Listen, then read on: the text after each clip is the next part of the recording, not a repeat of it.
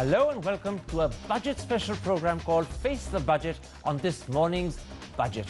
Tonight we present a cross-section of political responses to Pranab Mukherjee's announcements. With me from the Congress, the HRD and Telecommunications Minister Kapil Sibal, from the BJP, the leader of the opposition in the Rajya Sabha, Arun Jaitley, and also joining us in a moment, top Politburo member of the Communist Party, Marxist, Sitaram Yechuri. Gentlemen, let's start with your overall assessment of the budget before we come to individual specific details. Arun Jaitley, your party has gone on record to say that this is a timid budget, it is pedestrian. But are you overlooking the fact that the stock market shot up by 550 points as the budget was being announced before profit-taking brought it down? So are you sure that you're right when you're being critical? Well, since when has the stock market been the best indicator of India's wisdom? The logic of the stock market is its own and certainly cannot in any way impinge upon an analysis of the budget itself. Now, this is a budget which has been presented in the third year of this government. Now, UPA 1 was a wasted opportunity because they said that the left obstructed us. UPA 2, nothing very significant was happening in the first two budgets. And at least one expected that once the slowdown was over, this time he could have been a little more bold. Now, this was a budget which didn't have a big idea. This was a budget which didn't have a big picture. All he did was, because the economy is expanding and there is some additional revenue available, so he picks up all the existing schemes of the government, the existing expenditure of the government, and adds a little amount more to each one of them. And that's passed off as the vision, direction, as far as the budget is concerned. As far as his tax proposals are concerned, he reduces direct taxes by 11,000 crores, he increases indirect taxes by 11,000 crores and says, so be it, it's a revenue neutral budget. Now, it's a budget which doesn't exactly set the Yamuna on fire. It's a budget where some of the existing problems, slow infrastructure, our inability in a big way in this phase to attract bigger investment because the investment has slowed down itself, tackling of inflation, addressing the unemployment issue. Now, all these are ideas which should have been deduced out of this budget, and I think the budget seems to be somewhat lacking in those ideas.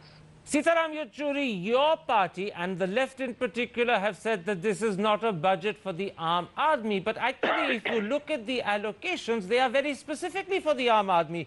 Bharat Nirman has gone up by 20%, education by 24%, health by 20%. Once again, are you sure your first reaction isn't the wrong reaction? Not at all. I mean, it's absolutely the right reaction because there is a sleight of hand that is employed whenever you talk of these increased in allocations. The budget has two sets of figures. One are the budgetary estimates and the second is the revised estimates. Revised estimates is exactly what has been spent last year. Now, what has been quoted as increases are comparisons with budgetary estimates. If you look at the revised estimates, in fact, there is actually a reduction in all the major developmental heads and including agriculture and rural development. And this reduction can be seen also by the fact that the capital expenditures in this budget for this year increased by 12%, while the nominal GDP growth is 14%. Therefore, in real terms, what you are actually seeing is a reduction of expenditures in all the social sector heads, and that is what makes it an anti-Aam Aadmi budget. Okay. And secondly, with reference to your stock market that you were talking about, I'm not surprised that it went up so phenomenally because the budget has announced, the finance minister has announced 7 specific financial liberalization reforms. I understand, but don't give me everything you want to say. Don't say everything in one answer. Not everything. I'm only referring to your... Let me bring in Kapil Sibal. Kapil Sibal, so far, I've been defending your budget against the criticism of the opposition. Let me put to you what many think is the central problem with the budget. This is a budget of promise without any sign of delivery or fulfillment. After all, you fixed April 2012 for the DTC, but there's no guarantee because GST hasn't happened and there's no date for GST, and DTC could go much the same way as GST. You've talked about cash subsidies for kerosene, LPG and fertilizers, but at best you only have an experiment. You have no deadline, no time frame even. And once again, when it comes to pension, banking and insurance, You're promising what you originally promised sometimes 7 years ago. So this is promises without any commitment of fulfilling them. I really don't agree, Karan. Let's look at the three basic issues that have been confronting this country in the last many years, at least the last couple of years. One is inflation. Now, don't come to inflation. Infrastructure. Stick to my question, Kapil Sibal. What about promises that are made? One second. Let me tell you the positives, not the promises, but the delivery mechanisms. But if you answer my question, we can have a structured conversation. But if you answer something I haven't even asked, we'll be all over the place. So come back to the concern. I was telling you about delivery. You said about promises. I was telling you about deliveries. But I pointed out the promises that you haven't delivered on. Don't you want to address those? Because there are which are the promises? Which are the promises we haven't delivered on? GST was promised. Let me please answer the question, Karan. Please let me answer. Now you know very well that the goods and services tax depends on a consensus between the centre and the states, and you know very well which states are opposing the GST. Now what the finance minister is doing is he's saying, look, I'm not going to increase the excise duties. I want to bring in the GST, and hopefully in the next 1 year this GST will be brought in, because that's not dependent entirely on Pranab Mukherjee. It depends on the consensus that is built, and he's trying very hard for the last 2 years to build that consensus. So this is not a question of promises. It's a question of delivery. Okay. On the direct tax code, he said it will be introduced. On the issue of subsidies to farmers, he has categorically said that the Nandan Nilekani committee has been appointed, and by March 2012 that will be put in place. Wait, hang on a second. I have to correct you there, because he's just made it clear in an interview to this very channel that by March 12 the Nandan Nilekani committee will have identified and confirmed the system, but only the system. So he hasn't said that the actual transfer by cash will begin. That happens in a phased way and could carry on for years. Now, Karan, you know you can't transfer till you put the system in place. And to put the system in place, you have to have a scheme. And to do that, you need an expert to do it. Okay. So what else can he do? You want him to put the system in place without a scheme in place, without Nandan looking at it? All right. That's bound to happen. I'll accept that that's your answer, but it still leaves doubts in people's mind. Let's come, gentlemen, to something where, in fact, the finance minister has given a categoric commitment. He said that he's going to bring the fiscal deficit down to 4.6. The problem, Arun Shourie, is that this year, beginning April, he has no 3G to help him. He's only raising 40,000 crore from disinvestment. And as yet, we don't know what sort of commitment he has to make for the food security bill when that becomes an act and becomes a law. So do you accept the 4.6, or do you think it's a specious figure that he can't live up to? Well, is this the question you're asking me? Yes, indeed. You see, this year it came down essentially because of the 67,000, the 3G, and the additional that the broadband auctions brought about. Now, that was a freak phenomena. If the Prime Minister's argument, which is supported always by Kapil, that this was a zero-loss situation in 2G, and our object was tele-density and not revenue raising, had been accepted, there would have been no 3G auctions. It was the opposition, it was the media, and it was the entire pressure which forced the 3G auctions, as a result of which this came down in the current year.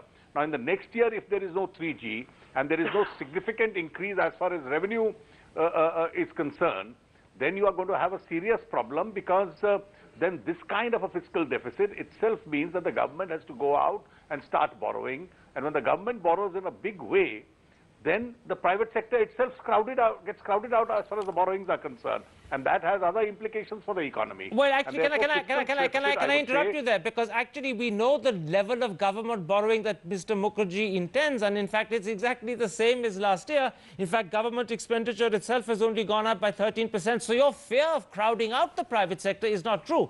The real problem is that without that sort of borrowing, what about the fiscal deficit? Can he achieve 4.6? You're saying to me you don't believe he can.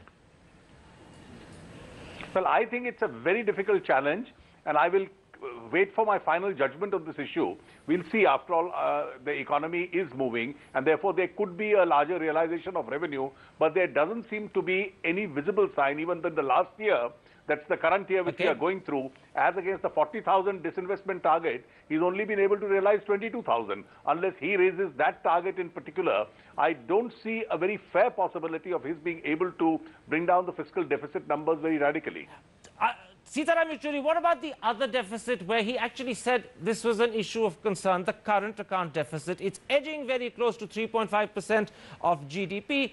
And what no one can take into account is what is going to happen to oil. If oil were to hit 140, 150 as it did 2 years ago, this government could be in serious trouble. So how worried are you about the current account deficit?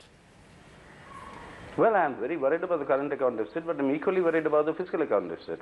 But let me talk about the current account that you're asking me right now. In this, because of the fear that you have now mentioned, in that background, to announce further liberalization of your financial sector, I think is very, very unjudicious, and will make India dangerously vulnerable to international speculative flows. You're right, if the oil prices do go up, much of that is due to international speculation in oil, and that is going to adversely affect India. Therefore, we have to have a serious relook. And the finance minister has to reconsider the fact that when he said in this 1 year, he's going to push through these reforms. Okay.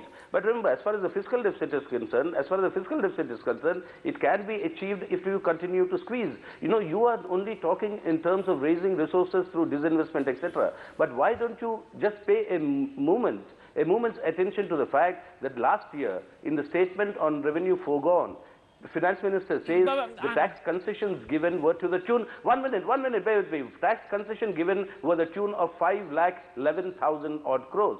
If these legitimate tax revenues were collected, you would have reduced your fiscal deficit further, and you would have had enough funds for your public investment. Let me bring in, I want to stop you there, I want to bring in Kapil Sibal very quickly, because Kapil Sibal, there is a lot of concern that although the figure of 4.6 is pleasing, he's not going to be able to achieve it. We simply have no idea of how much money he's going to need for the food security bill. We don't know how much he's allocated for the inflation indexing of NREGA. We don't know what's going to happen to oil. Do you really believe that 4.6 figure is credible with these doubts lurking on the horizon? Well, all that I can say is that last year he promised that he would bring it down to less than 5.2%. We have 5.1% this year, so we reduced it.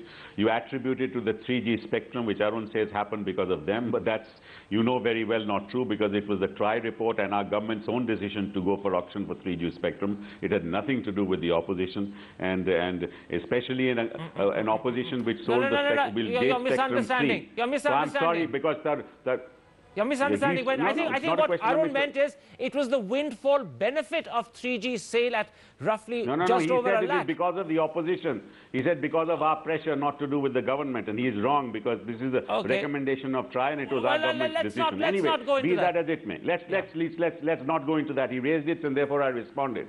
So, and then of course the tax base is going to increase. The service tax base is going to slightly increase. Revenues are going to increase. He's projecting growth of 9%. Disinvestment of 40,000 crores. There's going to other monies are going to come in from the telecom sector, I hope. So I think that there's enough possibility of reducing the deficit to 4.6%. All right, gentlemen, let's take a break at that point. I want to come back and turn to issues that perhaps haven't got the coverage that they deserve so far. Has the finance minister done enough to boost agriculture? We're growing at 5.4% this year, but can he ensure an adequate rate of growth next year? What about infrastructure? And beyond that, what about the question of reforms? Has that bullet been bitten, or has it been spat out instead? That's in a moment's time. See you after the break.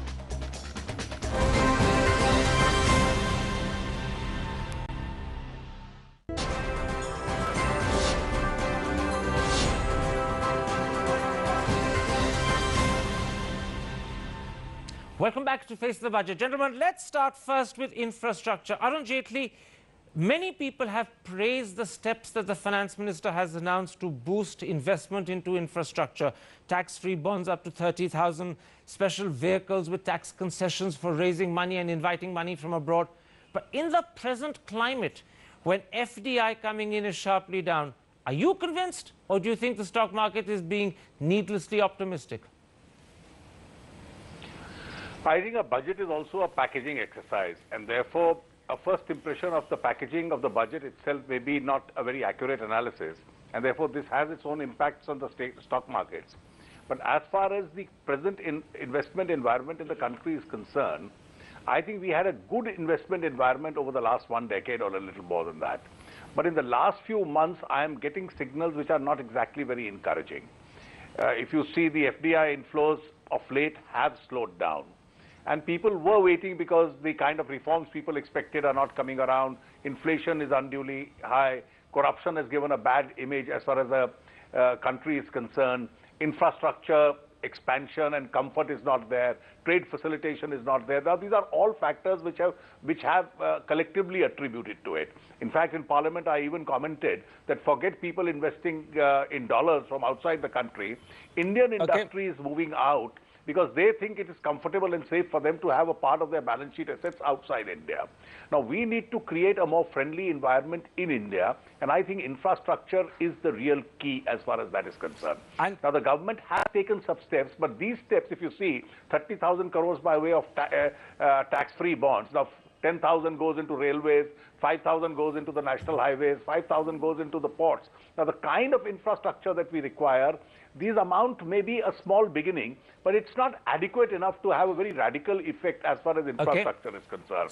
And I think existing programs which went, the rural roads program, the highways program. I have to stop you, Arun Jaitley. You've given me a clear answer. I want to move in the limited time left to Sitaram Yechuri. Sitaram Yechuri, what about agriculture?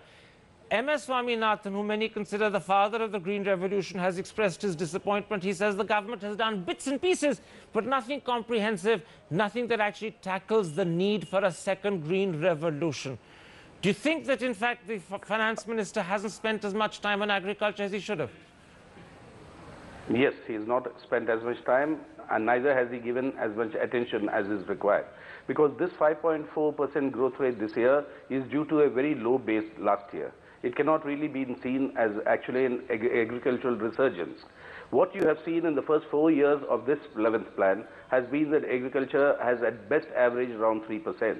Now, that is not sufficient. That is not sufficient to meet the requirements and needs of our country. And Professor Swaminathan is absolutely right. A lot more investment needs to go into agriculture. And even today, you have your irrigated land around less than half the arable land that you have in our country.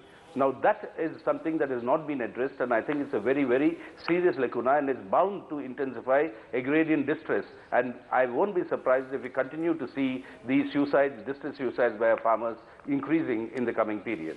Kapil Sibal, one big concern where, in fact, the finance minister was completely silent is that whenever our economy starts approaching 9% growth, inflation starts shooting up.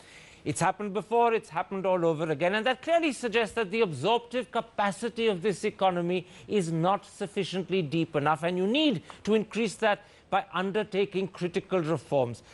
So reforms such as FDI in retail in particular.